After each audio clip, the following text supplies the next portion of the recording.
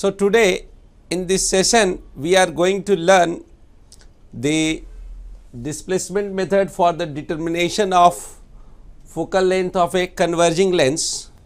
In this method we are going to see how to measure the focal length of any converging lens. It is not simply biconverging lens, it should be any converging lens. And then we will see about ray tracing and silvering of lenses. So, all these topics will be covered in this session. So, first start with the displacement method. This is in our practicals also. So, in this method what we do is we take an optical bench and fix a screen. We fix a screen here and an object. So, we take an object and a screen and keep it at a large distance on the optical bench and let this distance be denoted by D. A converging lens is given to us, this converging lens. We can estimate its focal length by placing a screen here and placing a light source. If we bring this lens close to the window where light source is coming, and we will see where these rays are focused. So, we get an estimate of this focal length. So, we should keep this D. Suppose this estimated value I got 10 centimeter. So, my D should be greater than 40 centimeter. That means 4 times the estimated length of the focal length. So, we will start with some large value of D, that is 4 times large value of the estimated value of F, and then what we do, we place our lens. This is the symbol of the converging lens. We place this lens and we will move from one end to the other end. So, when we move this lens from here to here, we will find at what positions of lens. Suppose this is the L1 position, the image is formed on the screen. So, this is what we have to do. Let us calculate and develop the theory to do this experiment. So, now let us take this distance, screen is fixed here and we had an object O here, and let us assume this to be the lens position L. This is the lens position. Now, suppose this distance is assumed D, then the remaining distance becomes D minus X. So, let us see at this lens position a image is formed here. So, using lens formula,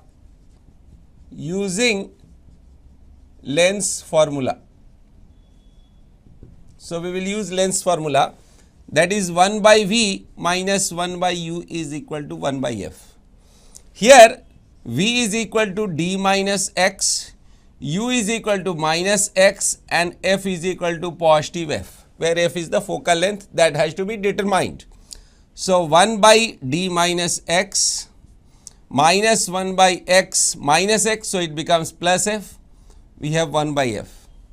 Now, if we write this as D minus X into X, then again X plus D minus X is equal to 1 by F. Here X gets cancelled.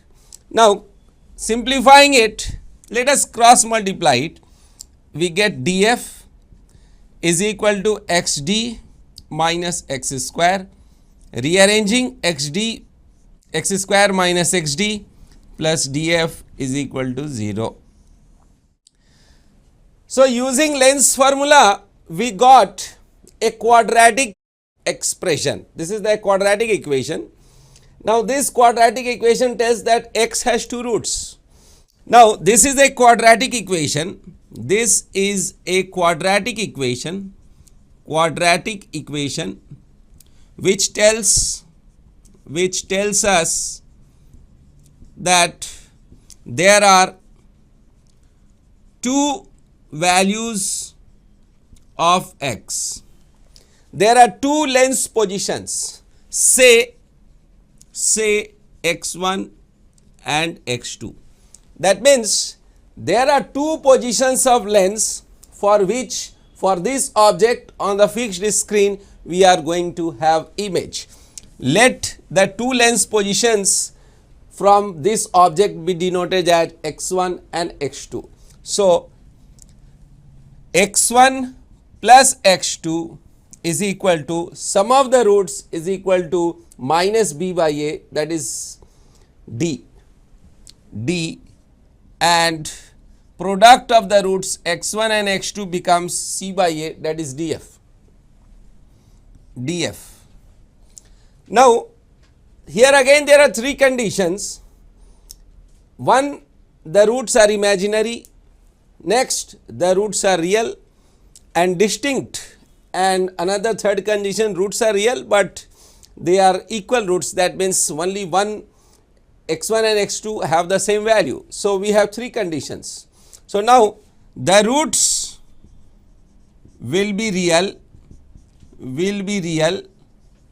if discriminant, here discriminant is b square minus 4ac, that is d square a minus 4 a means coefficient of x, 1 c means df, 4 df is greater equal to 0. So, 1d cancels out. So, d is greater than 4f.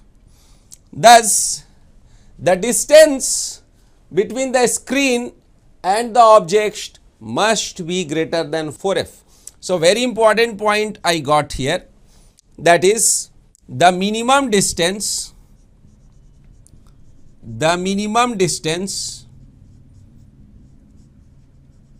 between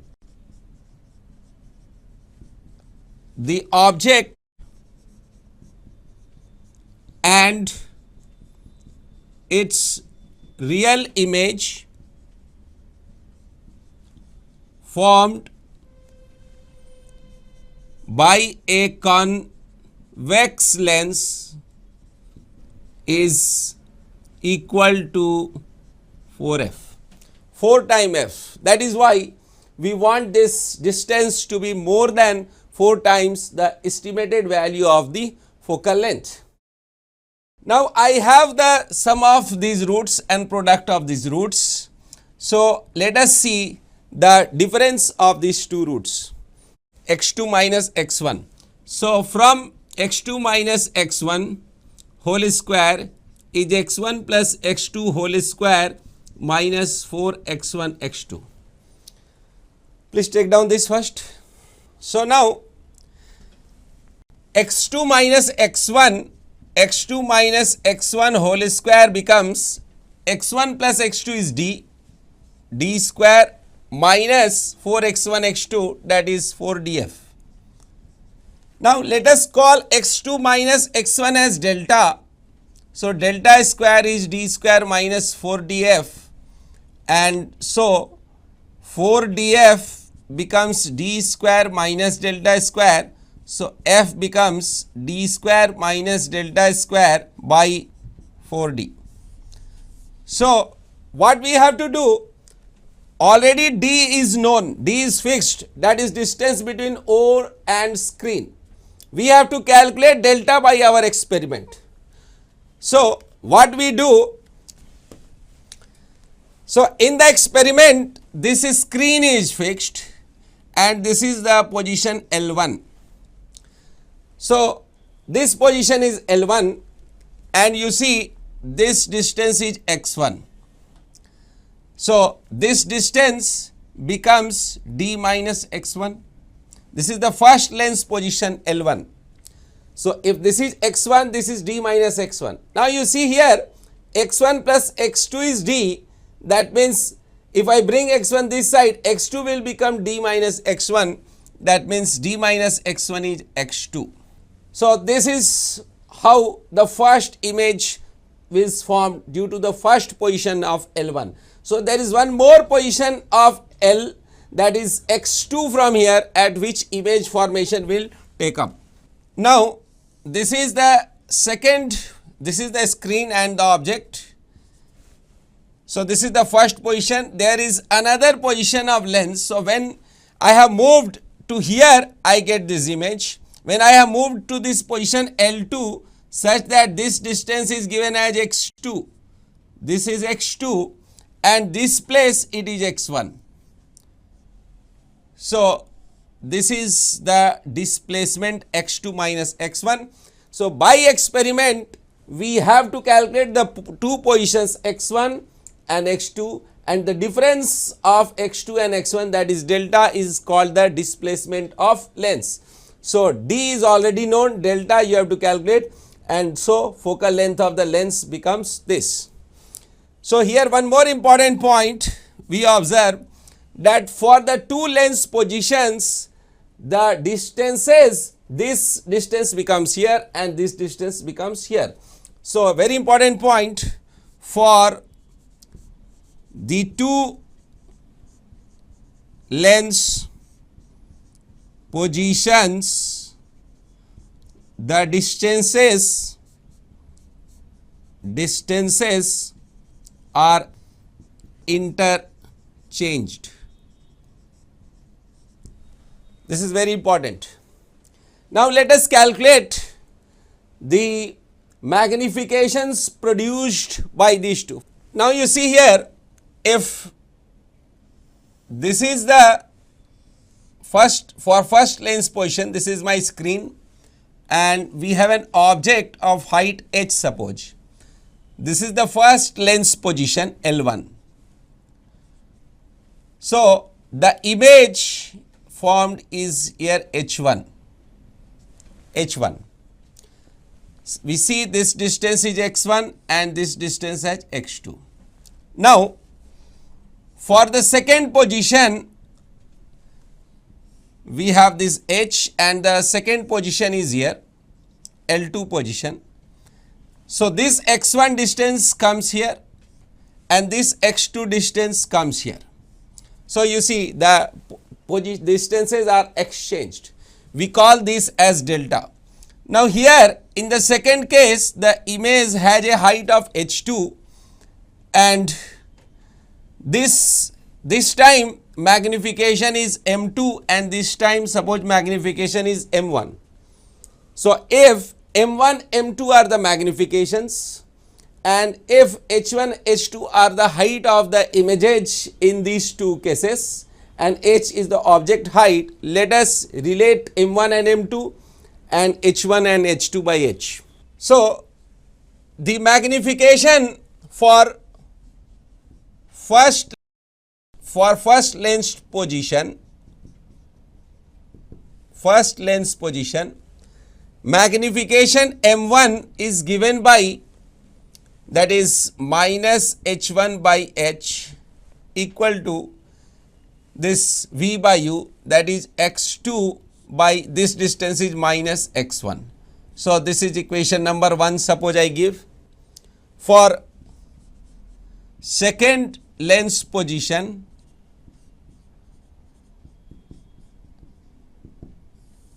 we will write m2 is equal to h2, this is minus h2 suppose, this by h, that will be equal to v by u. V is here x1 and u is here minus x2, this is 2. So if I multiply 1 and 2, from 1 and 2 we get product of m1 and m2 is minus h1 by h into minus h2 by h is equal to x2 by minus x1 into x1 by minus x2. Here I get m1 m2 is equal to this minus minus cancels, h1 h2 by h square, x2 x2 x1 x1 minus 1 minus 1 1, so simply 1. So we have here got two relations from here, m1 m2 is equal to 1 and h, you see this is 1, so h is equal to the geometric mean of the two images. H is the geometric mean root over H1 and H2. So, these are the two more important points about the displacement method. So, let us take an example where we are going to use the displacement method. This problem has been asked in IIT. So, a thin plano-convex lens of focal length f is split into two halves. So, you see here, this is a plano-convex lens. Suppose this is a plano-convex lens. We have cut it into two parts and then split it here. So, split into two halves. One of the halves is shifted along the optical axis as shown in the figure. The separation between the object and the image plane is 1.8 meters, that is 180 centimeter. The magnification of the image formed by one of the half lens is to find the focal length of the lens and separation between the two halves. Draw the ray diagram for image formation. So, what is given? This object and the screen is fixed at a distance of 1.8 meter, and we observe that the magnification in one case is 2.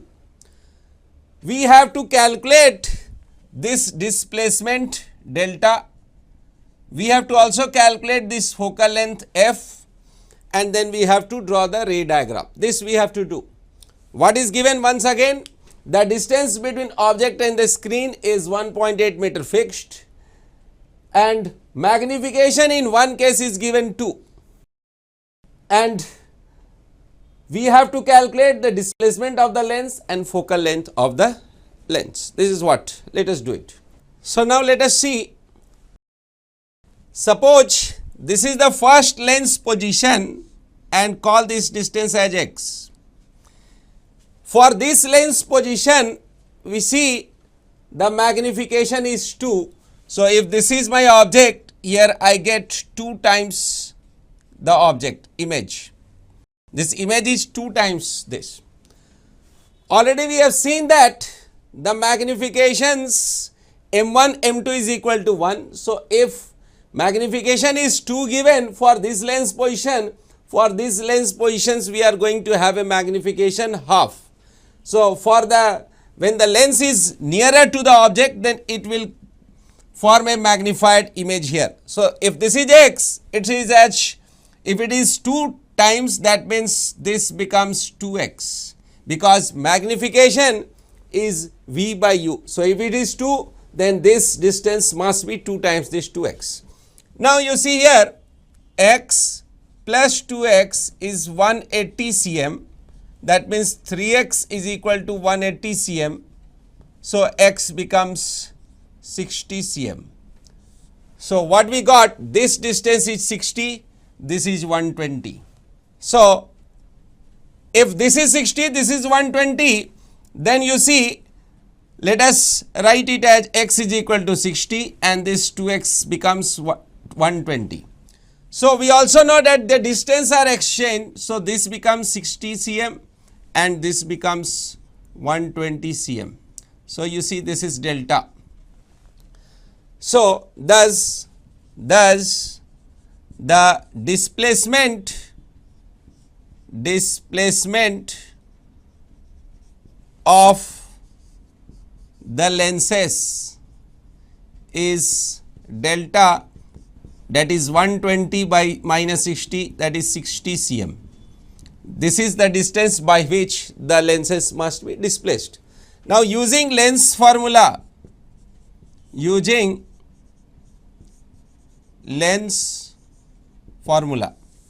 1 by v minus 1 by u is 1 by f. We have to determine f. V for this lens, v is 120 and u is this side 60, means minus 60. So, I will put here sign 1 by f. So, this is 120, 1 plus 2, so implies f is equal to 120 by 3, that is 40 centimeter. So we got focal length as 40 centimeter and the displacement as 60 centimeter. You see this distance 180 is more than 4 times 40. 4 times 40 is 160. So this is more than. So thus we have calculated F and delta, and let us see the ray diagram for this. Now you see this is the optic axis and these are the two lens positions. You see object should not be placed here, the object should be like this. So if a ray passing through the optical center, this ray, you see this ray goes undeviated, it goes undeviated, and any ray from here going this way will meet here. So suppose this is my screen. You see here this is the nearest lens L1 position for which it gets 2 times the object height. So the magnification is 2 for this position of L1. Now for this point, now this point will be here and this is here, so its image will be like this.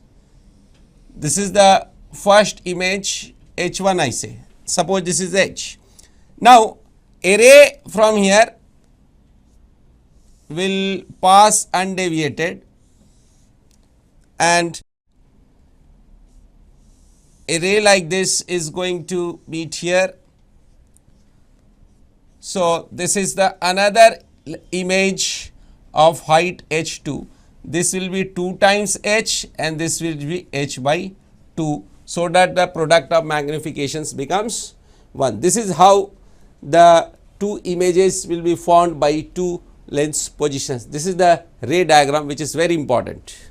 So now let us see about lens modifications. So sometimes we modify our lens, and let us see how these modifications is going to influence our imagery.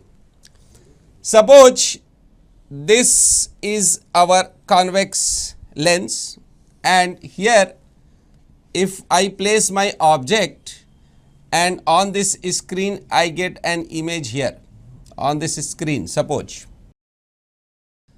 So you see I have drawn a ray diagram to tell that where is the image. So you see this image is formed here on the screen. Suppose I say this is the image. You see not only these two rays, in fact there are many rays, there are the whole pencil of rays contribute to the image formation. We just require minimum 2 rays to know where is the image formed. Now suppose I remove this part. So if I remove this part, that means I have removed this part only. So what will happen? It won't be that image won't be formed, or image, since image is forming this side, since this portion is not there, so no image will be formed. This won't happen. Image will be formed only here only, but the contribution from these lights won't come. So contributions only from upper half come. So you see only the energy from the lower half is not coming. So what will happen? Its brightness will be reduced, but image formation will take place only. Simply brightness will be reduced. So cutting this lens, that means the location of image will not be changed. Next, let us see that if I cut and some displaced in this direction, what will happen? Now this is my convex lens and I have cut it into 2 portions. And if I cut into 2 portions and then I have moved this portion above and moved these portions below. Suppose this is the above portion and this is the below portion. Suppose I had an object here, O. So what will happen? This will act as if this is a whole lens whose optic axis is here. So this half lens acts as a full lens, but since I have moved it, that means it takes out this optic axis above this. So now if this is the optical center here of this lens and this ray goes like this and they meet here, and so you see this is the, so how to locate this position? You see, just this is the optic axis. So this is our object, the object is like this, and so its imagery will be like this. So O will have its image at O1 due to this upper half. Similarly, for this lower half, the optic axis is like this, and a ray passing through the optical center, goes here undeviated, and another ray, suppose here, they meet here. So you see, this is the optic axis for the second lens, lower lens part, and you just imagine that this is the object, so for which image is formed this way. Suppose this object is placed at 2f distance of this lens. This was the lens which we have cut and displaced. So it is at 2f, and suppose I displace it by 2 delta. So this is also delta and this is also delta. So what will happen? This delta is there, so it is at 2f, so image is formed at 2f. So this is delta, this is also delta. This also happens here, you see this is delta, so it is formed at, so this distance is also 2f. So now this is here delta again, this distance and this. So the distance between this image O1 and O2 is 1, 2, 3, 4, 4 delta. If it is displaced by 2 delta, this distance is 4 delta. So you see, in the previous discussion what we did, we cut it into 2 portions and displaced it. It was plano-convex. Now here it is. So you see, for an object position on the screen, we got 2 problems. So same lens when cut here was displaced, and so this lens, as if this is one lens and complete lens. So their cutout portions behave like a complete lens. So the 2 lenses can be generated by one by cutting and thus displacing it. So in that problem, the displacement method, the same lens was cut and displaced to form the 2 lens positions. Now let us see, if I displaced it downwards, what will happen? Now suppose I had a lens like this. What I have done, I had cut out a portion of this lens. This portion has been removed. I am going to remove this. So when I remove this, I will get this the situation will be like this. This will be empty. Then I have brought it here, and then again I have pasted these cutout portions. So you see here,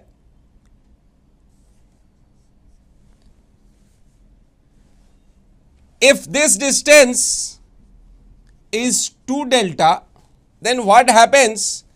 This point goes below by delta and this point also goes below by delta. Now this is a composite lens which is behaving as 2 different lenses with different optical axis. You see, this is not the optical axis of the lenses. So let us see, if an object is placed at a distance of 2f, where f is the focal length of this length has a focal length f, this lens. And if I have an object initially, point object at a distance 2f, how is the image formed by this composite lens? This is a modified lens. Let us see it. Now this is my lens system, this is the upper half and this is my lower half. This is the object O placed at a 2f distance. Now, the optical axis of this upper half of this lens is here. You recall we have initially cut out this portion, we have cut out this by 2 delta. That means I have brought this point here. That means when this portion is lowered, then its optical axis is also lowered. So this is lowered by delta. So you just imagine, suppose I remove this lower half to make it clear that how image is formed due to upper half. So you see, this was my virtual upper half. So this is now removed. So this is the optical center and you see this is the 2f position. So you get an image exactly at this 2f is here 2f and it will be below this. So it will be O1 and this distance is also delta. So from this point this distance will be 2 delta. This is delta and so this is delta, so this 2 delta. Now, so once you see this will happen. Now let us consider this lower part. So this is the lower part. So if lower part is there, it's, if I complete it this portion, then you just imagine that this is the optic axis of this lower half and the object, this point object is here, so its image will be formed above it like this. So its image is formed here. This is O2. Again this is delta and this is delta. So distance becomes 4 delta. So this O will have O1 here and O2 here and 4 delta will be distance, and this is how that composite lens system will work. Now suppose let us imagine a refracting surface, a refracting element with this one as say R1 radius of curvature and this one say R2, and we had an object, point object here.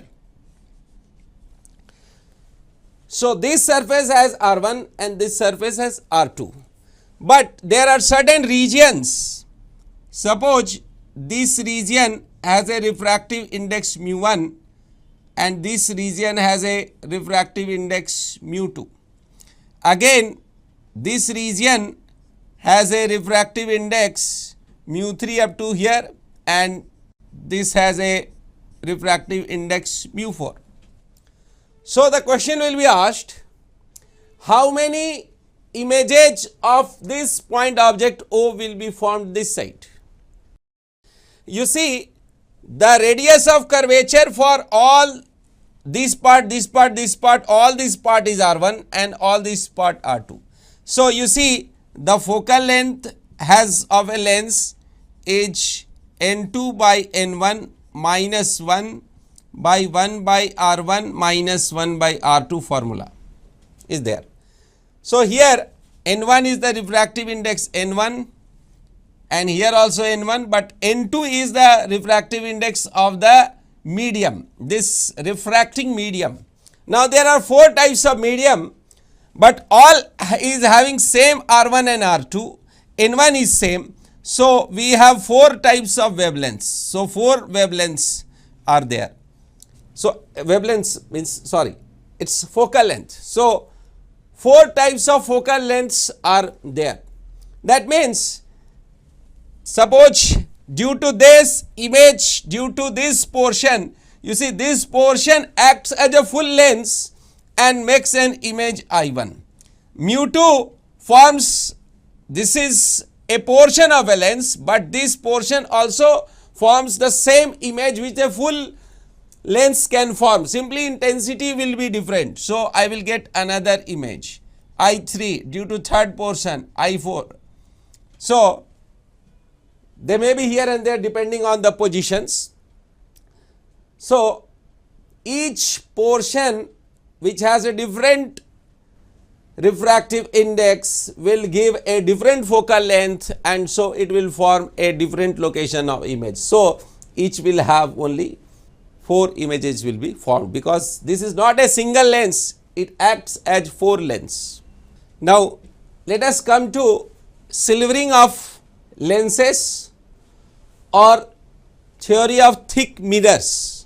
Suppose we had a problem in which I had a lens here, converging lens L, and a mirror here. This is a mirror, spherical mirror, and this is my optic axis of the system. So if I have to calculate where is the final image formed, so what we will use the lens formula. This lens, in the absence of this, the lens would have formed the image somewhere here. This is I1. So if this is not present, the lens would have formed the image at I1, but since it's a mirror, so it reflects this light, and because of this mirror, this is the virtual object for which this would have formed a real image here, that is called I2. But what happens, this is the real image due to mirror only, but again here this is a converging lens, so which further converges it, and the final image is formed at I. So you see, if this is a lens and a combination of mirror, then 2 times the ray passes through the lens. So 2 refractions and 1 reflection is taking place. At each stage, the ray gets deviated by the system, optical system. Suppose I consider a parallel ray, then it will be deviated here, then again it will be deviated by this, then again deviations. So the ray will 2 times deviated by lens and 1 time deviation by this mirror will take place. Now in silvering of lens, what we do, we take a lens and silver this. If I silver this, I can imagine this situation is similar to this situation, simply D has been made equal to 0. If I combine these two such that this distance between them becomes 0, that means they will behave like a silvered lens. We want to develop the theory of the silvered lens. 2 times it is going lens effect, the ray is deviating due to lens effect, and 1 time by mirror. This is very important point to understand how image formation due to silvered lens is going to take place. Now suppose this is my lens and I have silvered this. So when a ray goes here, it refracts, then it reflects, and then again refracts. So 2 times it passes through the lens. So we can say that this is equivalent to this. First the ray is going like this, and plus it is encountering that refracting surface, it is being reflected, then again lens. So again it is coming back to the lens system. So it is one time deviating here, first deviation delta 1, deviation here delta 1, then delta 2, then again delta 3. So the deviation is at 3 stages. So we define, so thus a silvered lens behaves as a mirror. Very important point, it behaves like a mirror. So this silvered lens is a mirror, we can call it a thick mirror. Mirror, I will call it a thick mirror. Thick mirror. The power, suppose I want to replace this by a single mirror, so we have to use this as sum of these 3 components. So we can say power of equivalent power will be given by the power at each stage will be added algebraically. So one lens, so 2 times power of the lens plus the power of the mirror. Here important point, the power should be added with their sign. Means if I say lens, so power of a lens with sign means convex lenses has positive power, concave lenses has negative power. Mirrors, power of a mirror, so the converging mirrors, concave mirror converges mirror, so positive power, convex mirror diverges, so negative power. So this is the sign of powers. So this is also expressed in terms of 1 by f. Remembering, please remember that always use the formula in this power notation, because there is a confusion with the power of focal length. You see, if focus is lying this side, it can be negative, it can be positive, and different people will take different sign conventions. But if it is used in terms of power, then this is a standard sign convention, that converging optical systems will have positive powers, diverging optical systems will have negative power. Let us see with the help of examples. Now let us take the example of this lens.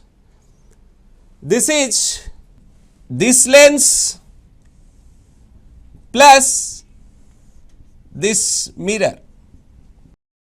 So this is convex lens, and this is concave mirror. This is convex lens, concave mirror. So my formula is P equivalent is 2 times P of lens plus P of mirror. So this, let us see what is this portion, lens. So here the lens is convex, and so it has positive power.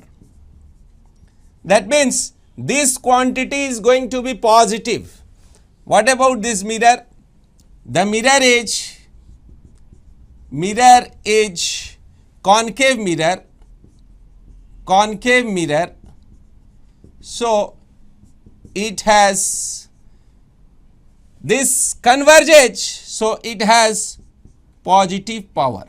Since concave mirror converges light, so it has positive, this is positive, thus total term is going to be positive. So mirror, this is going to be a mirror, this is not a lens, this equivalent is well known that it is going to act as a mirror. So any mirror with a positive power will be a concave mirror. Thus the equivalent system acts as a concave mirror with positive power. So no doubt it is a concave mirror.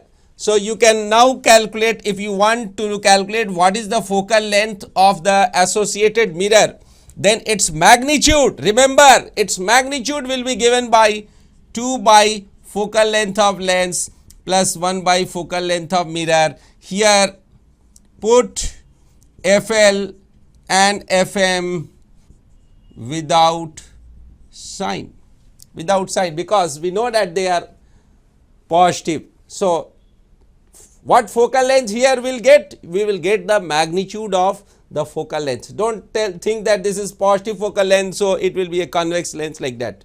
We know it's a concave mirror and its magnitude will be given by this. Very important about sign conventions and their interpretation.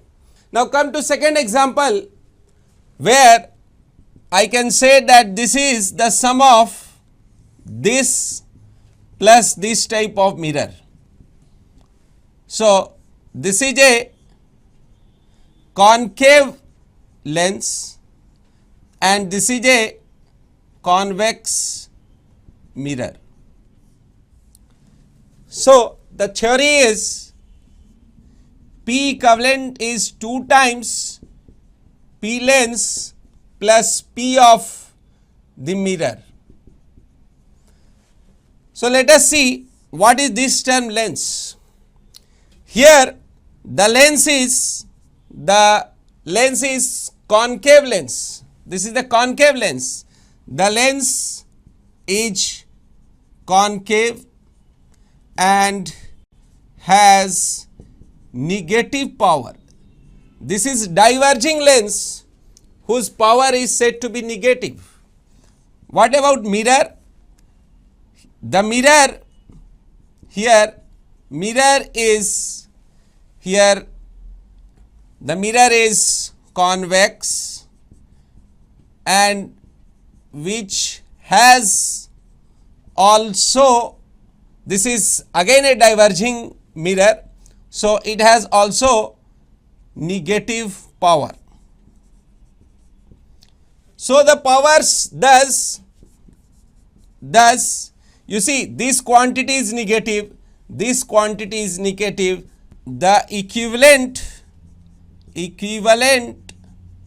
system behaves as a convex mirror with negative power.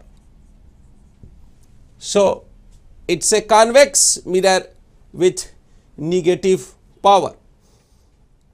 So if you want to know what its focal length, so use the formula 2 by F lens plus 1 by F mirror. Here the formula, the power of this lens is negative, so you put here 2 minus S and then put the focal length like this. So you will get the focal length to be the negative. So thus the equivalent system behaves as a convex mirror with negative power. Now you see, this is a silvered lens. What we have to do in such a problem is first determine type of lens. The type of lens can be determined by calculating 1 by F as n minus 1 by 1 by R1 minus 1 by R2.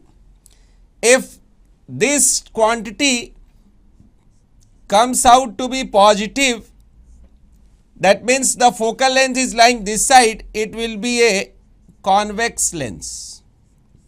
And if this quantity comes out to be negative, it is concave lens. So first step is to determine the nature of lens. Once we have determined the nature of lens, the next process is determine its power. Determine the sign of its power. So the sign is that convex lenses has positive power and concave lenses is negative power. That means this is determined. Next, determine the nature of mirror and its power. So its power can be also determined. Now sometimes it may happen that I get power of lens plus power of mirror. This is suppose positive power and this is negative power. Suppose this is positive and negative and their sum is positive or negative. So their sum can be positive or negative.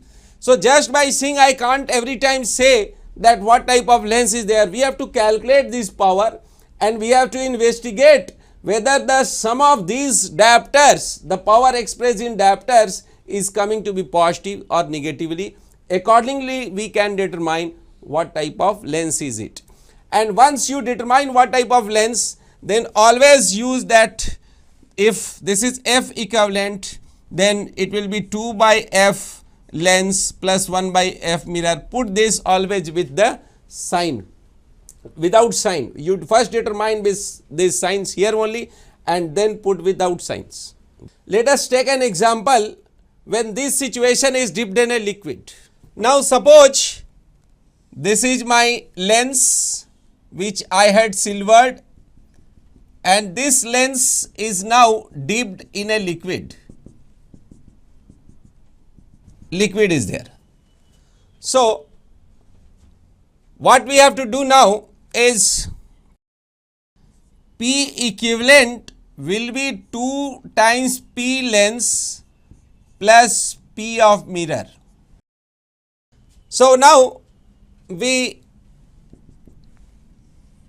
replace this system by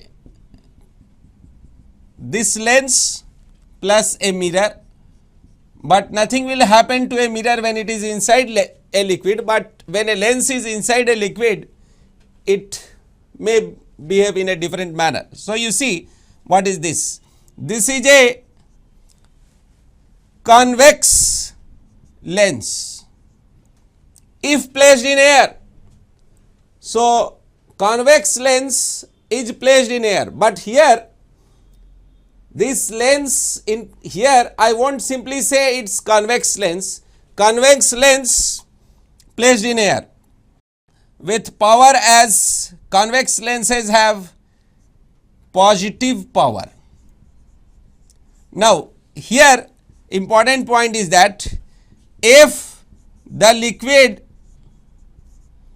is denser, optically denser than the glass or the material of which the lens is made, then the convex lens acts as a concave, and if it is concave lens given, concave lens will act as a convex lens. That means sign will be reversed. But if the liquid is optically rarer than this, then nothing will happen and we have to proceed as it is. So sign here minus, if this is liquid, then we have to take minus and then power of that lens we have to use. This modification will be done. Now suppose we have a lens like this with this portion as silvered, and in this part we have put a liquid, suppose water. This is glass, this is water, and this is silvered part. So here P equivalent will be, suppose a ray goes like this and then it comes like this. So it encounters 2 refractions from water lens and 2 from glass lens and 1 from reflection from mirror. So 2 times power of the water lens plus 2 times power of this glass lens plus 1 times the power of mirror. So here there are 2 lenses, so water lens and glass lens will come into play. If there is one more liquid above, then that power of that liquid lens, 2 times, because it is deviating 2 times from the concerned lens. So, this is what we have to do in this, we did in this session. In next session, we are going to learn about ray tracing, how different rays in the optical system can be used for the formation of image. Thank you.